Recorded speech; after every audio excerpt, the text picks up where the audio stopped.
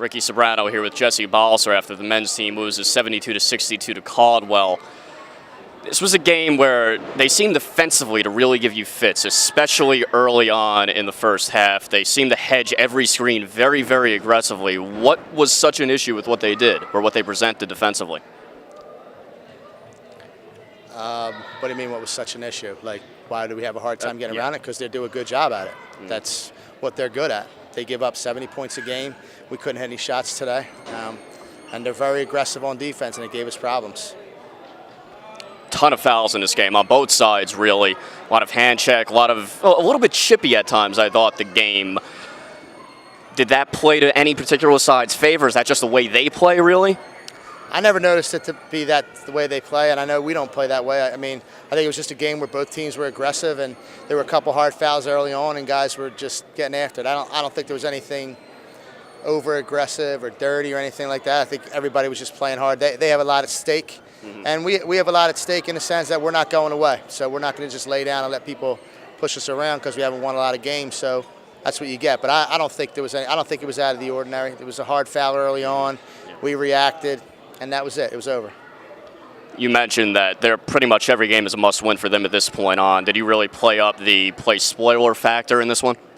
I mean, when you don't have the shot to make the playoffs, you want to try to pull out something each time. And we're always going to continue to play our hardest because that's what we do. It's about pride and playing for this program. But yeah, I mean, I'd be lying to say that we don't talk about what our opponent, what they have to do, and we have an opportunity to help out another team that is trying to get into the playoffs or have an opportunity to knock a team out of their playoff spot. So yeah, we play it up a little bit, but I mean, we don't go too crazy about it. We talk about it.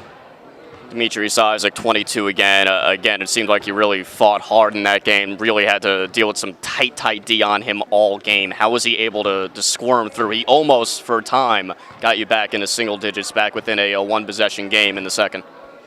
Well, I mean, Meach does what he does. In the first half, he was 1 for 3. They bottled him up. They did a great job. I mean, they're a really good defensive team. They got 3 strong guards. They really gave that start, and then a couple strong ones off the bench, and they did a good job on him in the first half. In the second half, he got some looks, and he made them all. I mean, he was 6 for 8 in the second half, and he made all his free throws. So, yeah, I mean, he did what he does. That Meach is a great player, and he did what he does. But I mean, I think you have to give credit to Caldwell's defense in the first half. They really bottled him up. And tonight Chris Evans made some shots, but nobody else did. So again, we've talked a lot about consistency, and we're not getting consistency out of everybody. So it makes it tough. 3 games on the road now, and then the last one at home 2 weeks from now against U Sciences. What do you look for as you go on the road? Same thing I'm looking for at home, man. I'm looking for good, hard, tough, smart basketball and a chance to win the game at the end. Wilmington's a great team. It's a former player and coach of mine. He's got some really good players. They have an opportunity to get into the top 2 playoff spots if they can continue to win. So we want to go in there and give them everything they can handle. We got Felician on the road. I think they're in the 4th spot in the other division right now, so we want to try to spoil them. I'm trying to think where else we have to go.